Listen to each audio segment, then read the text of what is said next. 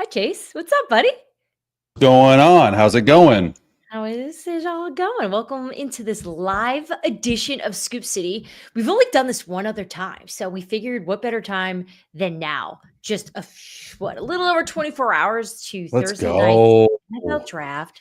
Finally here, finally figuring out some of the questions that we've had over the last month. I feel like we've been talking about this for just way too long. So we want to welcome you into the show here. Thanks for hanging out with us. We've got this live chat going. We have the chat up so we can see what you're saying. Yes, we can. Be nice. But weigh in, share some thoughts. If there's a take that you have off some of the stuff that we're going to be telling you about, share it in there.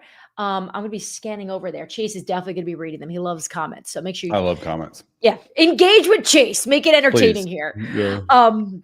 So Chase, I know because you texted me this morning, you read my column. So for the last, I'd say, little over a week, I've just been compiling as many notes as I could collect based on conversations I'm having all day long, just from teams and really trying to figure out what's the truth, what's some of the smoke.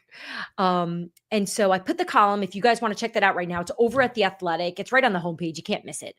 And if you want to kind of follow along while we talk about it. So if you don't feel like reading because you're commuting right now, or perhaps you're in the car, we're going to actually go through some of the best parts of the column, the things that really stood out to us, to kind of just empty the barrel here and add a few more notes that I've collected since the column published this morning. So I feel like— How long were you worked on this? Because I feel like it was just loaded with stuff. How long did you work on this column? Like in terms of putting it actually together, it was all day yesterday. But in between rating, you're taking calls and texting and double checking things. I got to tell you though, I posted up at this coffee shop right by my house. Oh. I loved it. Like I was walking around stressed out. People are definitely looking at me like, how much caffeine did you take in? 6 cups of coffee. I couldn't even sleep last night because I was so excited to just publish it and put it out, because it was great. It's nerve-wracking and exciting. And I think the pressure I feel isn't even from the football fans. They're nuts. They're going to read anything. It's the general managers, the coaches, the owners who are all reading it because they want the intel. And that's what I discovered through this process, because you see so many mocks, right? And I make fun of them a little bit because it's like, oh, mock number 400. Here we go. Teams read it all. Which is crazy to me that they read the mock drafts, because a lot of these, like I don't do a mock draft, and there's some really good ones, right? Like the Beast, Steinbrugler, excellent, right? Daniel Jeremiah, NFL Network, I think he's great. There's some other ones that are great too. But the fact is, they know that these guys that are getting these mock drafts together talk to a bunch of teams. So it's a team's way to do research. Same with your column. That's awesome. Yeah. So the way I kicked this off with a lot of coaches and GMs I was talking to over the last few weeks was, I wasn't getting to the nitty gritty of what their teams are doing. I really just wanted their feedback on this draft, especially those coaches and GMs that have been doing this a long time. And probably one of the more memorable quotes I got was from a head coach who said, there's not a lot of Robert De Niro's in this draft class, right? Which means like there's just not a lot of big names. There's not a lot of superstars. And I think most people around the league feel that way. I had one coach tell me that the players that will go in that 5 to 10 range, that caliber of players, you can probably find in the 20s. This isn't something where the top of this draft teams are pressed. Really, after 2 or 3, there's a bit of a fall off, Yeah. I had a GM even say to me the other day that when he was talking to his scouts in their meeting, he basically just summed it up as there's not a lot of touchdown makers, not a lot of top QBs. There's just a lot of good players that you can beef up in the trenches, which I say not so bad. We saw the Philadelphia Eagles win a Super Bowl by doing that. I love it. Doesn't hurt that they had Jalen and some incredible wide receivers and offensive line play, defensive line play. They just had the best team. Right. So, but that being said, new year, everyone starts at zero, starts at scratch. They're trying to rebuild their roster. So let's just start at the top with Tennessee. I know it's not that exciting. There's not fireworks, right? All signs are pointing at being Cam Ward. Mike Bergonzi, the general manager, shared with the media very openly that they've decided they're not going to take calls. They are going to stick and pick and go after what we believe to be a quarterback. It's Cam Ward. It's It would be the surprise of all surprises if they didn't pick with Cam Ward. Who called up the heaviest for the Titans. So the New York Giants were the team that consistently called the Titans with the best offers to try to get up. But it was gonna I know what you're gonna ask. I could talk to What was it going to take? what was it gonna take? Okay, so they wouldn't reveal to me what the ultimate package was. But put it this way, they had always said it would have to be almost historic to Like move out 3 of that first spot. rounds? Like, again, they didn't give me the specifics, so I don't even wanna, like, exaggerate or lean into something that I think it could be. Oh, I got you. But let's take a step back real quick, though. So when I tell you that it was the New York Giants as the team that was the most aggressive, what's your immediate thought in terms of their philosophy and process here? They need a quarterback. They need to save their job. They wanted Cam Ward. And look, I've been saying it. Multiple people have been saying it. You've been saying it. It's sort of Cam Ward and then everyone else in the quarterback area.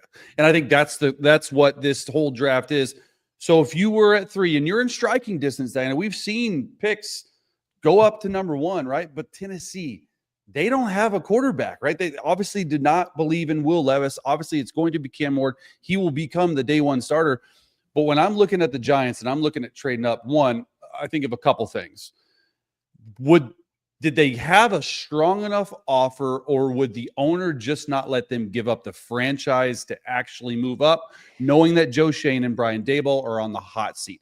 That's where I go. I go a little bit deeper with that. And the other thing is, he would have been the day 1 start. I don't know if Cam Ward saves the franchise. So I think it's going to end up being a good thing for the Giants not to give up the farm. They're probably going to draft Abdul Carter. We'll get to, but it's just, to me, it's interesting because there are a little bit of politics going on with the owner, I bet. Like, I don't want to give up so much to move up 2 spots to draft a guy we're maybe sure, and you might not be coaching next year. So I know. And makes I think a lot of that's sense to me. we've talked about it here on Scoop City for weeks of just the complicated scenario everyone is in New York with the Giants. Because why don't we actually just stick with the Giants right now, since we're talking about them in the front of mind? And look, everyone in football has been asking, what do you think they're doing? And I feel like as we've gotten closer here, more people are feeling that they are going best available at this point, knowing that ownership wants to go with picking the player that's going to be good for the future of this Giants team. Now, look, I just from covering the Giants as long as I have, I don't have this idea that their owner, that John Mara, is sitting in there making demands, saying that you must do this. I think he is very open-minded and listening to the football people on what they think is best. But as we know in football, at the end of the day, the owner is really going to be the one that's going to have the most influence here. So, look, we know they need a quarterback. Brian Daboll, Joe Shane, both on the hot seat. They know it. They feel it. So it makes a lot of sense. But I think let's move past what they will do at 3, because I think most believe it's going to be best player available, depending on who's there. Let's just say it's going to be Abdul Carter. Yeah. It's what they're going to do next, right?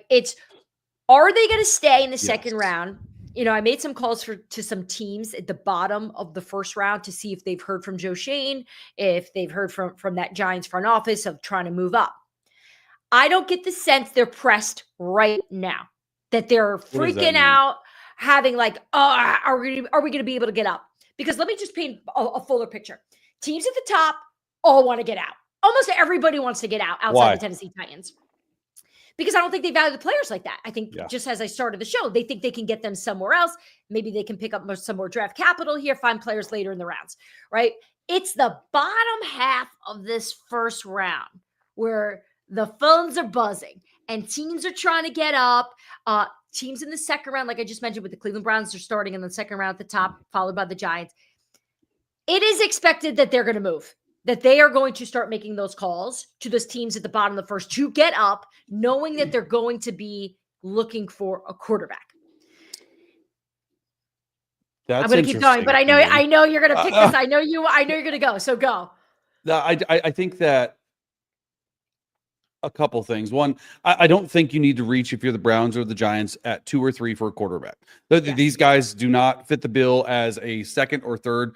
pick overall. No harm to Shedeur Sanders or Tyler Shuck or Jackson Dart or whoever. Jalen Milrose even being talked about as the number one. It is interesting to me because you do get a lot of value at the end of the first round. Those teams picking, usually the teams obviously picking at the end of the first round are the better teams from the year past. So I think it says Dianna, a lot about, and I know you've talked about this, but I want to make sure our viewers know a lot about just this draft overall. It's a really down draft if you're not a defensive lineman. A defensive lineman, there could be 12 going the first round, like 10 going the first round. There's a lot of defensive linemen going to go. But after that, right, you look at the first maybe 10 picks, the 10 players, there's probably 10 players in this draft, what I'm hearing and what we've talked about that like excite people. And after that, it's like 11 through 32.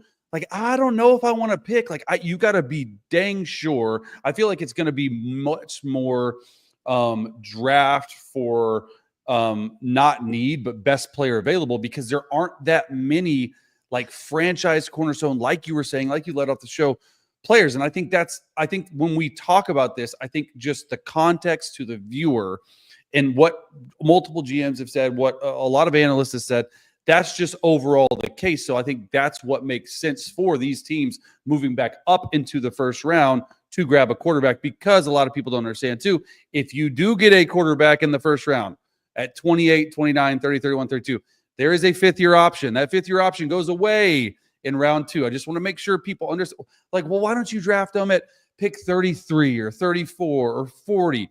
Well, one, he might be gone. Two, they get another year of their contract. And after first round picks who have 5-year deals, 4-year deals with an extension, with an option, round 2 through 7, they have 4-year deals. Yeah. I'm glad you pointed that out, because I was even having conversations with some teams picking at that bottom half today. I mean, they're basically all waiting to see which one of these teams are going to start calling aggressively. Now, meantime, at the top, I can tell you the Browns, the Giants, the New England Patriots have all been getting calls from teams looking to move up. Now, look, there's a specific player that those teams are calling to move up for, though, right? So they're not going to make a deal right now until they see how this shakes out. But there's definitely some conversations that are having at the top, and that is for that player. And that's real. Like, do you think the Browns are? It's got to be right. It's Travis Hunter. Yeah. Do you think the Browns are willing? Correct. Yeah. Do you think the Browns are willing to not pick him? Right, because we've had this conversation before, Dianna, and I've had it with some of my buddies who have played football, inner analysts, and just talking ball. You know, like, hey, we're at the restaurant, we're talking football, we're just chit chatting. Because with Travis Hunter, in my opinion, he's the best player in the draft. Right. And Cam Ward is a necessity for Tennessee, but Travis Hunter is the best player in the draft. And it's a guy I'm not going to use the word generational, although I do think he can be all pro within a few years. I hate the word generation, but he is one of those guys that could play two ways. It just don't know if the Browns can move off him when he can be a cornerstone for their franchise for the next decade. Right? Yeah, are they not viewing like Travis Hunter like that? Because it just sounds crazy to me. Now, maybe they get a king's ransom, right? And then maybe they move back. But that's what they're doing. In my opinion, just based on, like, this is just like an educated thought on talking to people around the league, looking at the top of the draft here, trying to figure out what Cleveland's going to do. Everyone believes that Andrew Berry is just taking the calls, listening, see what's out there. He should do that. They've got a lot of picks in this draft, but he should listen to see if someone is willing to go a little nuts to go up and get him. Maybe there's a team that wants to make some fireworks here and do something wild and crazy. Answer the phone, see what they have to offer. But if no team is willing to do that, I could see the Cleveland Browns picking and sticking with Travis Hunter there. What do you think the chances are that Browns, Giants, Patriots move off that pick? Because I feel like the Patriots at 4, probably going to be a tackle, maybe a D-tack. Like, that to me is not a super sexy pick. Of any of these guys that need sort of more depth, it'd be New England. But Giants, I feel like you can't pass Abdul. What are the chances? Yeah, I think that the Giants sticking and picking are very good. I also think the New England Patriots at 4 are going to stick and pick as well. Oh, wow. Okay. I think they're going to get calls. I just think that they're going to address the needs that they know that they have right now. And You didn't say the Browns. O-line is one of them. No, I think the Browns are sticking and picking as well. I Oh, think okay. You just teams are don't going think to the call. offer's good enough. Okay. I just don't know if a team is going to be willing to give Andrew Berry what he's looking for to move Yeah. out there. So I know that sounds boring. This could all change in the next It's few not hours, because boring. I even had a Yeah. conversation with an AFC general manager early this morning, and he sensed in my voice my hyperness, I guess, in my excitement for the draft. And he's like, "You got to chill, man." He's like, "Do you know what happens between tonight and tomorrow? Like, there's still so much that needs to be addressed. You think it's all set. It's not." So again, things can still change as we continue to go. But we talk about the top. We went Tennessee, we went Cleveland, we went New York, we talked New England. And in regard to New York, the Shedeur Sanders has really been the story of this draft. Yeah. And there have been so many different opinions about him, from coaches telling me that he takes too many sacks in college, that's not going to translate in the pro, to another coach telling me they just love his charisma, his moxie, things that those intangibles that you can't always teach stars or talented players that have that star, where you want them to have that star power. So the Shedeur Sanders, from where we're at now, where it sits, from your eyes, where do you see this? How do you see this coming together, and where do you see him falling? Well, I don't think he has, and I hate the word fall, because at no point in this process did many people think that he was the top quarterback, right? There was always a thought that it was number 2. Maybe you can say he's fallen to quarterback 3. Maybe Tyler Shuck jumps in front of him. Maybe somebody else, Jackson Dart jumps in front of him. But for Shedeur, it's an interesting case study, because if you look at the film, right, it's good most of the time. It's not overwhelming. It's not great, right? He threw for 4,100 yards at Colorado, led them to 9 wins, all this stuff. It's great. He got his jersey retired. He did all this stuff, right? But when you sort of project him out to the next level, just not sure how the arm strength and arm talent will work out. He's got plenty of arm, right? But his ball does die on him down the field. And that's fine and all. I think more people are looking at the off the field stuff. What kind of leader is he? Who is he as a person? And right, there's all this stuff going around today, that all this nasties, and it's just ridiculous. Here's the thing. It's collection of information. And look, I've done it. I do it. It was in my article as well, where you're just trying to get the truth from the scouts, from the general managers, these decision makers about these players. And most of the time they're anonymous, right? Because they don't want to put their name to it because of a lot of different reasons. So the article you're talking about, or at least the things that we've been hearing anonymously, they're not great for Shedeur, right? They're not great. And I think that matters, though, Diane. I think that like a guy that doesn't wow you physically, is not the number 1 overall pick. People in the NFL circles are small. They talk, right? So these formal interviews and stuff, we've heard multiple times, the formal interview isn't this and isn't that. I get it. I think he needs to sit here. Now, where does he go? For me, it's like, I don't think the Saints are going to take him at 9. Like, I just don't. Like, I feel like a Jackson Dart would go at 9. I still think that's really high. I don't know if really even the Saints, as you reported, are willing to go quarterback that high. I do believe, though, Dianna, if the Pittsburgh Steelers at 21 don't draft Shedeur Sanders, then he might not make it through the first round without getting picked. I mean, I get what you're saying. The Browns and the Giants may be trading back up in there, but I would love to see the floor for Shedeur be 21. But then, like, we've heard Jalen Milroe's name talked about at the Steelers in the first round, and I can't see that either. So it's just, honestly, like, Shedeur could go as high as 21 and as low as like the second round, right? And I feel like you would probably feel a lot better about your pick if you picked him in the second round and you weren't reaching and he was there for the Giants per se, or stuff like, just because you take the pressure off him, you get him on a 4-year deal. It's just such an interest in we've talked about him a lot because he is polarizing to me. He's polarizing. However, I just don't know where he's going to be and get drafted. It only takes one team, though. Yeah, and there's been chatter about him landing in Pittsburgh, with their pick. The last time I checked in, Pittsburgh was trying to move out. They're trying to get out of their spot. So Wow. they're open to trading out. So what does So that tell maybe you? a Giants straight Right? up to like So if he's their guy. Now I know there was a point during the season where Shedeur Sanders was the number 1 on the New York Giants board. That has changed. So I don't believe it's Shedeur at this point. yeah. So then You where know, does he go? Where I does don't. he have the Giants like who had him at high on their board at one point? Like, do they go back up in and get him? Do they Well, trade for a guy that's not even maybe going to start?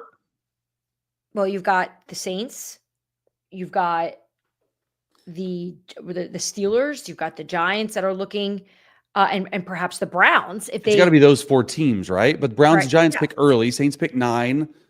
Yeah, look, I we're don't know. going to talk about this in a minute when we get further in the show. But the overarching story here too is Kirk Cousins. Okay, so you say Kirk Cousins, and you're like, what? Well, Kirk Cousins could possibly be traded over the next few days. And that could supply a team That's wild. with a quarterback who was in the market for a quarterback and will no longer be. So you've got that in play here. So we'll touch on that in a little bit. I know in the chat, first of all, hello to everybody hanging out with us in the chat. I've been following along. We've Me got too. almost 450 people hanging out with us right now. So that's so cool. Let's go. Thank you.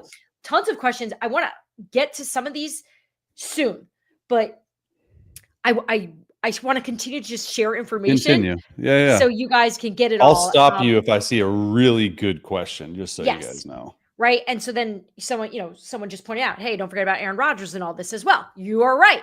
Aaron Rodgers is another part of all of this because he is a quarterback available. The Pittsburgh Steelers are hoping to hear from him soon. I want to hear about Kirk Cousins because this is crazy to me. Okay. Talk about Kirk. With Kirk Cousins, right, we know that the Atlanta Falcons, Terry Fontenot, the general manager, addressed the media about it and essentially gave Kirk some credit for showing up for OTAs. He was there. But we all know that Kirk doesn't want to be there, right? Kirk does not want to not only deal with being demoted, but to to not play football. He wants to be out there and play. He wants to be a starter somewhere. Now, it's important to remember that, let's say, just for this example, because I can tell you the Cleveland Browns, the Pittsburgh Steelers, and the Minnesota Vikings have all had conversations with the Atlanta Falcons about a possible trade for Kirk Cousins. Let me just stop you. We knew about Pittsburgh. Obviously, makes a lot of sense with DK Metcalf and George Pickens. We knew about the Cleveland Browns, even though they signed Joe Flacco and Kirk Cousins goes to Chipotle and wherever they're at. Yeah, not a visit. I can't link. Sorry, guys. But the Vikings, a reunion? They've talked to them. Now, look, do I think that would set the world on fire? That, to me, is the least likely scenario because this organization is all in on JJ McCarthy. They are so excited about him. They are expecting a really good spring. And I don't necessarily believe that the Vikings think that they need a player of Kirk Cousins' caliber on this roster. They just need a sufficient backup to come in. So what does that look like? Is that possibly a day 3 trade for like an Aiden O'Connell, a Sam Howell? That's a possibility for them. Yeah. The Kirk Cousins trade to Minnesota situation, to me, if it were to happen, that would be more of a later in the year after the team sees Jake. Because it's the same thing with the Aaron Rodgers thing that we've been talking about that drives Minnesota Vikings fans crazy. Oh, we don't want Aaron Rodgers.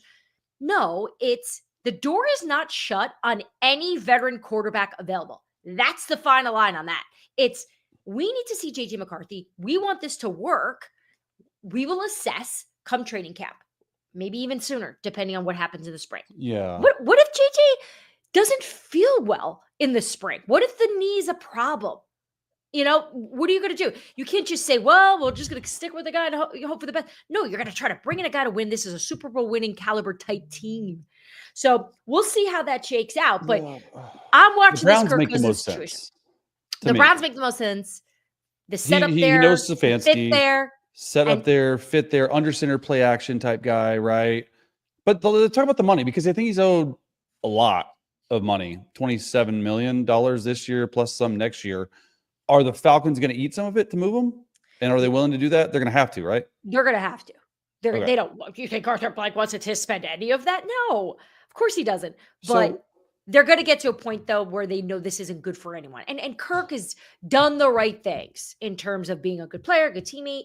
And look, this was not a situation he was ever given a heads up about with Michael Penix. Remember draft night last year when we were shocked that the Falcons took him? They just pay him all this money, and then they go for a young rookie quarterback who now won the job. So, look, we'll see how this transpires. But I can tell you, I know teams that have been hunting around trying to figure out how much validity there is to Kirk Cousins getting traded this weekend, because it's going to tell the story of what the quarterback needy teams are going to do. So it kind of all is intertwined right now. Well, so let me just ask. I like it too. I have a question though about Pittsburgh, because say Pittsburgh doesn't end up with Kirk Cousins, and you're saying, hey, if Pittsburgh at 21 doesn't want to draft Shedeur, doesn't want to draft a quarterback, they move down. What the heck are the Steelers doing at quarterback this year? Yeah. To me, like the Aaron Rodgers thing, right? And we can get into that a little bit, I guess. Coming up, we're going to do that. Let's talk Steelers and Saints coming up. Let's talk some Raiders. And then I also want to talk a little bit about what's going on in San Francisco. George Kittle tweeted at me today. He is not happy. They got a lot of views. They got a lot of views. George, just call me next time. Don't tweet me. But he had his reason, and I did a little digging on it. So we're going to talk about that coming up. But let's circle back to just the quarterbacks as a whole, just from what you know right now and what you've observed. We know Cam's going 1. The question mark is 2. Who do you think is going to be the next quarterback off the board? Right now, Vegas has the over-under at 2.5 going in the first round. Yeah, that's low. I mean, there were 6 last year, right? This is the down quarterback class. If I was a betting man, which I don't really bet a lot, you know me, I'm cheap. I would bet the over. I feel like there could be 4 guys taken in the first round. And that sounds crazy for me to say, because I've studied them all with an eye that, is keen to seeing what quarterbacks need to do, because that's all I did was watch film my entire career. And other than Cam Ward, none of them really, make me feel all happy inside. It's just like one of those things where quarterback 2 is going to be completely dependent on team. I could see a team falling in love with Shedeur Sanders. I could see a team falling in love with Jackson Dart. I could see a team falling in love with Tyler Shuck. I don't think it's going to be Milroe, right? I wouldn't be surprised if it's Tyler Shuck. Like 6'6", dude's played for a long time. He's older than Trevor Lawrence. Teams Chase, don't care about the age. I had a head coach who had Tyler Shuck ranked number 1 on their board in the court for the quarterbacks over Cam Ward. That's pushing it, because he at Texas Tech he played, so he's backed up Justin Herbert for 2 years at Oregon. He played at Tech for 3 years, Texas Tech. He got season-ending injuries in all 3 years at Texas Tech. Then had a good year at Louisville. The one thing about him, great footwork, like the footwork and just the timing and the drops. It's the best. It's the best in the class. It's better than Cam Ward for sure. Arm strength, best in the class. Arm talent, that's Cam Ward. But he makes some, like, for lack of a better word, some dumb plays at times. Like you watch him and he's just throwing the ball like, oh my gosh, I don't want to get hit, like stuff like that. So would I be surprised if a team fell in love with Tyler Shuck? No. And Jackson Dart got a lot of hype right after the Super Bowl, and we were hyping up and talking about him.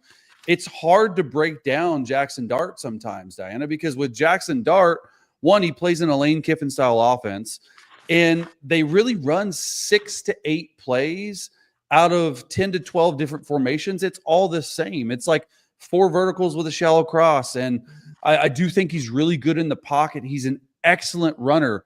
Then he averaged 500 yards rushing in each of his 3 seasons at Ole Miss. Averaged 500 yards rushing.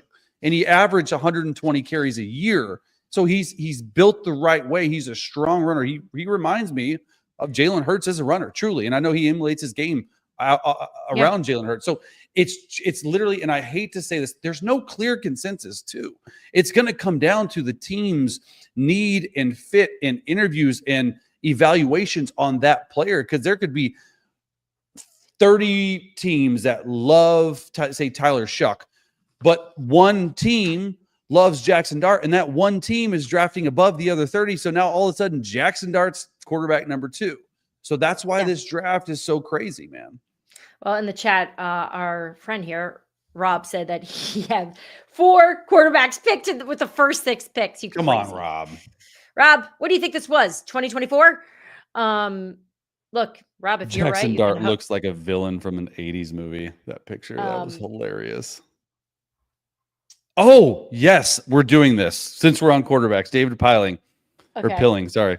Question for Dianna. Where would college Chase rank in this year's class? Play nice. Oh, they're asking me to evaluate you? Yes. Where would college Chase rank in this year's class?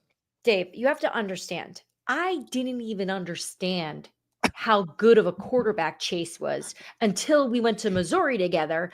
And it was like he was walking on water when we were walking around the city.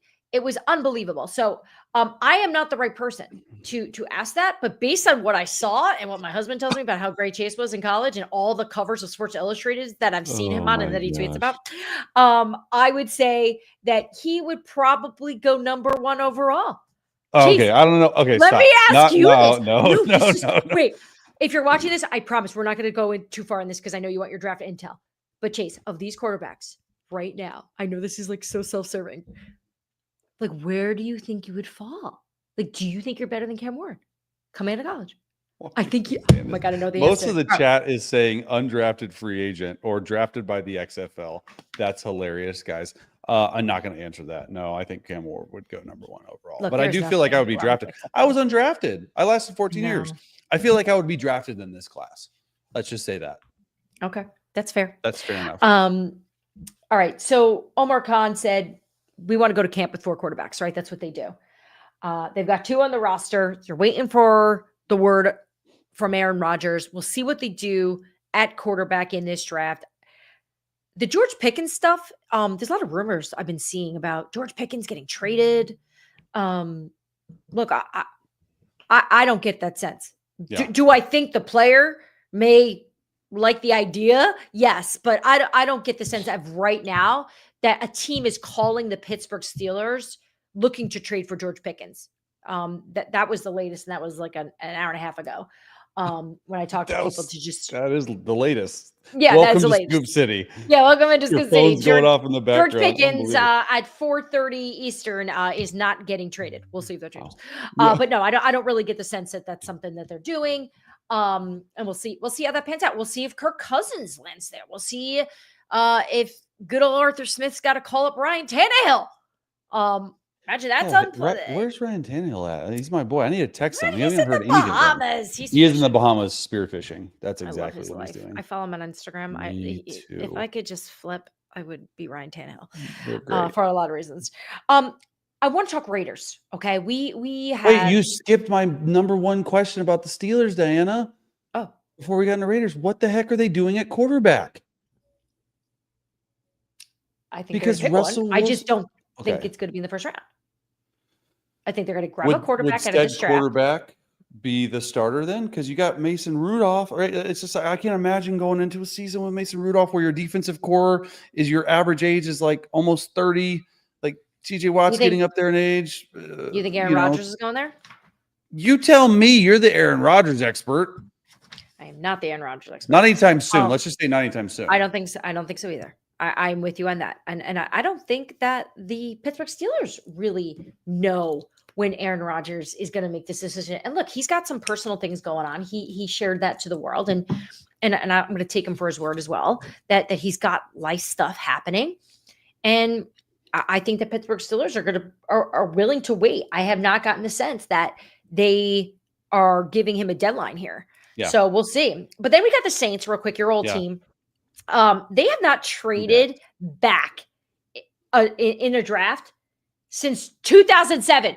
Like Mickey doesn't do that. Like they are Yeah, they stick and pick. Yeah, They stick like and their pick, or they picks. move up. They go up a lot. They go up Yeah. and grab. Yeah. So look, the Derek Carr situation, we still don't know.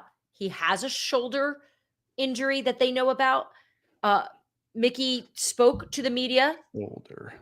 didn't want didn't want to address it, really, Yeah. didn't give a lot of details, said they're going to work this out. We'll see how it shakes itself out. If maybe they can figure out a way to make Derek happier. I don't know if they can do that. They I just don't gave him all that money. They just I like don't think he wants to be did something to there. his contract. I don't think he wants So to is be he there. somebody that we should watch for like trade? I mean, that it would make sense, right? But who wants to trade for a quarterback that has a shoulder injury? Does like he that's have a part shoulder injury? Somebody just said shoulder means his feelings are hurt. All right, so that puts us at the Saints at 9. Okay. 9. The sense I'm Yeah. getting is best player available. I think they're going defense. I think they're going to change their front. No quarterback. I don't think they're going quarterback with that first pick. I All don't right. get that sense. I do think they're taking a quarterback. They are Yeah, definitely taking quarterback in this draft. This has been known for a while that they want to do this. It's just, who's it going to be? And are they going to make a move to go up and get one? If Yeah, there's they're one gonna they have really to. like. If they're gonna So try to get defense, back in. so edge rusher Cam Jordan, Mhm. one of the greatest, one of my favorite teammates of all time. He's got a year, maybe 2 left to replace him. Edge rusher, maybe. I think that would make sense. I think they're going The to change their Georgia front. guys are legit. Yep. The Mhm. 2 Georgia guys. All right, so finally to Vegas. They've spent a lot of time on the running back. A lot. Ashton Okay. Jeanty. Let's Yep. go. So new general manager, John Spytek. So let me preface this. So before I start diving in on the intel on these teams, I always do a good amount of research of the connections that these decision makers have, where Smart. they come from, who do they know? Because you think about when it's your first time in a job. You got the job, but you're usually not that confident yet. So you Yeah. tend to lean towards how you were raised to do. We see it in coaching, we see it in front offices. You just kind of do as the people before you did. Yeah. So with that being said, I know that there's been conversations had in that room in Vegas about going with the running back, but there's been some others more connected to the front office that really feel that offensive line is the area that they need to address. So you've got a really good offensive line class too. So in terms of Good tackle building, class. Yep. it's a great tackle class. So in terms of building in Vegas, it's a need. It's not sexy, but it's a need that they have to have, or that they have. While the team that we did skip, by the way, was Jacksonville when we moved down here, and that's the team I'm What do you really. the thing about Jeanty though? Like, what do you think his floor is? Like, could he get? I mean, he's not getting past the Bears. There's no way the Bears are taking him to I've second. been asked this question by teams picking in the bottom. Actually, Yeah, there's That's no way funny he's you getting bring that past up. 10. His floor, his floor is Chicago. Yeah, His floor 100%. is Chicago. It would be over the moon happy if he fell. Yes, and I know that they love him there. They love him. If they could get him there, I think that's going to be something that I'm sure Ben Johnson would be thrilled about and writing poems about him. Yeah, here's my thought on Jeanty. Like, I think he is a player that reminds me, and I would. This is crazy to say, but he looks a little bit like LaDainian Tomlinson the way he plays. Like, built really strong, got breakaway speed. I know Brugler said it before as well, but it makes a lot of sense. I do think that he's a home run threat. He's got great contact balance, all this stuff. But to say that you're going to pick a running back at 5 or 6, that is really high. You almost have to, and Bruce Feldman was on the show 2 days ago. He said, you almost have to be like Adrian Peterson, Saquon Barkley-esque. And I don't think that's what this guy is. He can be a heck of a back for the next 7-8 years, but you do need help for Geno Smith. You do need offensive line. I think that the lack of playmakers in this draft is driving up Ashton Jeanty's stock. And so that's why I can see people like, it's okay in this draft to take a running back 5 or 6, where in years past, you're crazy. It's D-line, it's quarterbacks, and it's tackles, and maybe a receiver so running back that high is not normal. He's a special talent, though. Yeah. And like you said, because this is such a different type of draft class from years past, the grades on these players, I don't think would be as strong in previous years. So it's definitely affecting some decision makers. And I've had this conversation with a bunch of GMs this week about the running back class here and that same idea, because I do think the Denver Broncos are a team that are in the running back market. I think they're interested in grabbing one of these guys. I don't get the sense, though, because I mean, you know better than anyone that their head coach, Sean Payton, when he loves a guy, he will go up and get him. Like, he is not afraid. Historically, you go back to all the draft classes that he had in New Orleans. He does not wait. He's got no patience. He will go get him. And that's a philosophy. Yeah. I feel like his style is more Omari and Hampton from UNC. Like fast runner, good out of the backfield, shifty. He's never really, I mean, Mark Green was a big back, right? But he's been more the scat, out of the backfield type guy. And Omarion will probably be there at 2021, but they need a receiver too. Denver's an interesting team to me. They do. All right, so it'll come up here. I'm interested in what the Texans are going to do. We know Nick Cassero is so active, so I want to talk about that coming up. Also, just which veteran players as a whole are going to be affected. And also, I don't want to put you on the spot, but I think we have to do it at the end. Just look, last year it was the Michael Penix draft, right? Because it was the big shocker. So let's wrap up the show in a few minutes here, and let's give our Michael Penix moment that we think may happen, could happen, and what the big headline will be on Friday. After on the homepage of The Athletic. This is the big headline. So we'll do that soon. Headlines. We will. But let's talk a little 49ers before we keep going. We'll take a little break from draft talk. We'll talk some 49er stuff. So right now, George Kittle and the San Francisco 49ers are in the middle of this negotiation. We know that Kittle wasn't there for OTAs. And from what I was told, it has to do with this contract. He wants to be the highest paid tight end in the NFL, I was told. In fact, many around the league know about this, that he wants to make about $20 million a year. Ooh. So, Chase, I reported that today, and Kittle, who's one of the nicest people in football, responded that my sources were wrong, right? So that was one of those situations where I immediately had to go dig on it then. Like, wait, did someone give me bad info? And there was just so many people sharing about this that I knew it wasn't wrong, and it's not wrong. It really comes down to semantics, okay? Yeah. Because when you take a look at the Trey McBride deal, it's 4 years, $76 million. Just a few months ago, Arizona did that deal, right? Making him the highest paid tight end. Well, the San Francisco 49ers made an offer to Kittle that in guaranteed money essentially made him the highest paid tight end, but it still was less than that Trey McBride contract. Yeah. So it really comes down to these small details. And in my opinion, it's really not about that. It's more about, are they going to be able to come to an agreement? Because right now there's no deal. And this isn't done at this point. So, I'm sure George is mad that it's out there. The truth of the matter is he wants to be paid. And I think he knows that maybe perhaps the San Francisco 49ers aren't willing to go that high. So let me summarize here. Then George Kittle wanted to be the highest paid tight end in the league, but the Niners aren't likely going to do that. They aren't going to top the Trey McBride deal, but it's going to be close. But that doesn't mean the two sides can't come to an agreement. Is that right? Something that's exactly it. Part of the negotiation, right? Like, this is all negotiation tactics, right? And look, I think they'll come. They're going to probably meet in the middle on this thing. George Kittle is a cornerstone of this team. Kyle Shanahan loves them. He loves the San Francisco 49ers. I don't see this getting ugly.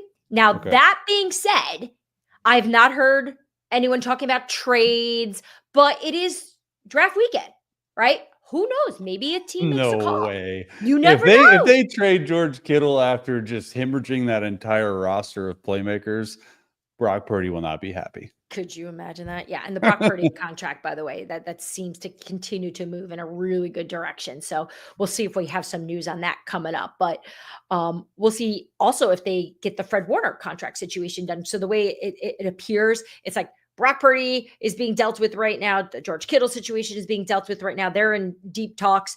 And then Fred Warner is going to get all addressed. And then everyone will get paid. And then hopefully everyone will show up. And it'll be a whole new fresh start. No more weird vibes. No more weird vibes in San Francisco. All right. Still to come here. I want to dive back into a little bit of the Texans. Okay. So Nick Caserio has made at least 3 draft day trades every year. That's 18 total trades since becoming the team's GM in 2021. I had another GM describe Nick Caserio to me as he's just got ants in his pants. Like he just wants a big part of things. No, a GM said that. Yeah. Ants in his pants. Howie Roseman is like the king of ants in his pants. You know he's sitting there like he's not antsy though. He's just as a baller. He just I gotta do something here. Yeah. So I was told that the Texans have made calls. They have made calls to move up. I don't know which player it is for specifically. I'm guessing it's offensive line. That would make the most sense. This is a team who could. I mean, they need it. They need it, especially after last year trading away all those guys. So we'll see what the Texans are doing there, but I expect them to be active. They just always do something that makes sense. They've got really smart roster building there consistently. Which let's just stay in Texas. We got to talk Dallas. Let's quickly discuss that. So the sense I'm getting there, offense, wide receiver. Okay. I was going to say they need running back and they need receiver. They need receiver 2 way more than they need running back because they did get those 2 guys in free agency. I think Williams and the other guy. But who? Like you look at a guy like CD Lamb, right? Slot guy, one of the better receivers in the entire league. Not super fast, right? Not super fast. You look at the guy out of Arizona, T McMillan, great height, 4.55 speed. When he ran that 4.55 at his pro day, I think teams were a little bit put off by him. Probably the most well-rounded receiver in the draft, but I'm looking at a guy like Matthew Golden from the University of Texas, 4.29 speed. You can put him on the outside. He can run posts. He can run short stuff. You can get him tunnel screens because this dude has game-breaking speed. A lot more raw, right, than T-Mac from Arizona. But I think the ceiling with speed is there. So some have made points like, well, what about offensive line? They've got to address that. I just think what you laid out just makes all the sense in the world for Dallas. Look, Jerry says they're in talks, making some big trade. I haven't found any teeth to that yet. That doesn't mean it's not happening. I want to see what that is. I want them to make a splash. But to what? You going to move up for Jeanty? I mean, if there's a player outside Travis Hunter that Cowboys, I could see 12-2, what is that going to get? There's no way. No. Travis Hunter, the Cowboys would absolutely be amazing, but there's just I can't imagine a world. Yeah. All right, let's predict the headlines here. We'll do this, and then we'll take a couple questions from you guys, and then we'll get out of here because we've been talking for a while here. So, essentially, the biggest chaos scenario on Thursday. What could this be to you? I go to theathletic.com in the morning like I always do. Do you know I used to go to theathletic.com even when I worked at ESPN? It was the first website I'd go to in the morning. Let's go. Best writers. It's the best. They're absolutely. And you're a writer now too. Excuse me, Mr. Big Time. I did get a chance to write I read it with my coffee the other day, and I forgot to message you that you did a really nice job with it. We're locked in at The Athletic on some really cool leadership stuff, and Chase participated on that. You guys should go check it out. The Athletic, all about his time with Drew Brees. And he's got the best stories. He shares them here on Scoop City. So we get to hear them, but to see it in the written form was really cool. And to learn more about Drew. So, all right. Athletic.com headline Friday morning. So normally I would probably say like, there's something going crazy with the quarterbacks, right? Like, cause last year we felt like there was going to be 4 to maybe 5 go, and ended up being 6, right? And the Michael Penix thing. But when you look at the quarterbacks this year, like I wouldn't be surprised if there's 2 quarterbacks. I'd be surprised if there's 4. So that could be a headline, like teams sort of reaching. My biggest one, though, I don't think has to do with anything draft-wise. I think it has to do with Kirk Cousins. I think Kirk Cousins gets traded to the Minnesota Vikings. Like it sounds crazy, but the more I think about it, right? Like the Browns, just stay with me. The Browns have Joe Flacco, and Joe Flacco led them to the playoffs. I'm not saying he's the savior, but he can hold down the fort there. Paid him $4 million. And then you have the Steelers. I think we all think the Steelers are probably going to draft a quarterback, and they have Mason Rudolph, and we keep hearing out of their camp, hey, this, that, and another. Okay, that's great. The Vikings have sort of put themselves in a little bit of a hole because like you're entrusting your entire plans, your 14-win season, your excellent roster, which you made better in free agency, to a rookie quarterback who hasn't played a game that's not healthy. And I just don't know if that's smart. Like I could see them now. More often than not, it's probably going to be a little later down the road. But if somebody pushes the button and be like, hey, you're going to lose Kirk to Cleveland, they might make that trade. If Atlanta gives up enough money like that, I feel like that could be something where we're waking up. I know what you're saying. And look, I know I'm the one reporting this, that these talks have happened.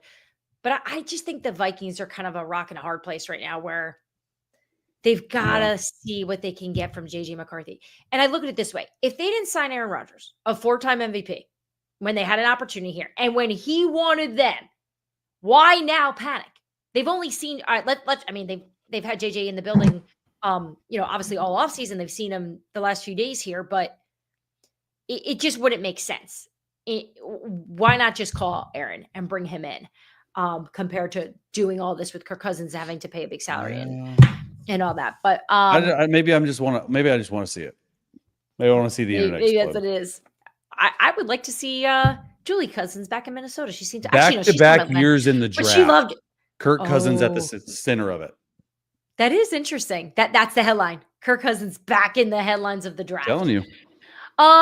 Who's yours or what's yours? I think we're going to see a lot of action at the bottom of this. I think that's where I'm going to be paying attention. I'm looking forward to seeing a lot of, we'll call it moving day, on the bottom end of the first round. Whereas I know we're used to seeing it. I can't wait to hear just like the sound of or someone just yelling trade. It's just so exciting. Or even sometimes I even find out if I'm talking to a team right before they do it. It's a trade. I feel like when a team is on the clock, there's something better. But yeah, where do you watch the draft at your house? This year at my house when I was at ESPN, I used to be with like a team picking the top 3. Which is so fun to be at a facility because you kind of feel the excitement, the energy, and you're trying to, and you're like texting with the people downstairs in their meetings, like, or not in the war room. But now I'm just going to be trying to talk to everyone to find out what they're doing, what's going on. I'm not tipping picks though, I promise you. All right, let's take a couple of your questions, comments here as we wrap up. We try to hit as much as we can. I know we miss stuff. I know there's things that I'm sure you want to know about for your team. So, I got a good one. A question for Chase. Which receiver in this year's class would he trust most throwing to? That's a great question because I just did my top 5 receivers in the draft, and number 5 for me was Emeka Egbuka out of Ohio State. This dude is probably the surest pick you could possibly have. I don't think he has that extreme talent that takes him, in top 10 of picks. I do think he's a first-round pick, probably at the bottom of the first round. I wouldn't be surprised for some of those moving days, like you were saying, or moving times, like if someone moves up to get him, because he's a pro's pro, excellent leader, excellent locker room guy, shifty in his routes, fast enough to make, like, leave you in the dust. I just think he's really easy to throw to, and you don't get fooled by his routes. So Ohio State guy. That's a good one. A lot of questions about the Rams. Remember last year when I was reporting that they were trying to get up to get Brock Bowers? Actually, no. Let me fix that. I was reporting that they were trying to move up. I knew who it was for. I just didn't want to put it out at the time because I didn't want to affect what they were trying to do there, but it was for Brock Bowers. And I think later on, they wound up admitting it. I think they did, or maybe that was another conversation I had, but either way, I'm interested in this tight end class this year with the Rams because I had heard that they've got their eyes on a guy. So I'm interested to see if Les Snead gets a little juicy and makes a couple moves to get up to go get him if he thinks that he can't get him where he's at. Tyler Warren and Loveland from Michigan. Those would be the two that stand Loveland's out. the name I've been hearing a lot of. So, man. yeah. All right. Another one for me and another one for you, and then we'll call it. Yeah. Let's see. If you see one. Could the 49ers trade Purdy if they can't get the contract talks to work? Tom the Man 94. Great name. Yeah, of course they could trade him. Do I think they're trading Brock Purdy? No. I think they're close. I think we're going to probably have some news on that soon. I never got the sense that those negotiations were ever going haywire or crazy. Brock was never screaming, I want to be the highest paid quarterback. I think both sides know this is going to work. They want this to work. I always thought the Niners had a little bit more leverage than people realize, but I think that'll all come together. Someone asked, and this is my last one, is Chase wearing pants? Yes, I am wearing pants. Thank you for asking, and appreciate the concern for me not wearing pants, but I'm definitely wearing pants. All right, I'll finish with a funny one too of how often do I charge my phone? It's a great question. I don't. Which is why everyone on the Scoop City team makes fun of me because I'll send screen grabs of things and they can see my batteries always. It's just like right on the edge. I live on the edge, but I do have they're around here. I have like battery packs. I'm always trying to find. You do have a lot of battery packs. Why don't you just charge your phone? I do. I will say, I am looking forward to not talking on the phone after this draft for a while because you've been busy. The most talkative time of year. Like this beats free agency. This beats the regular season. Everyone loves to talk right now because everyone wants to know. And there's so much nervous energy out there.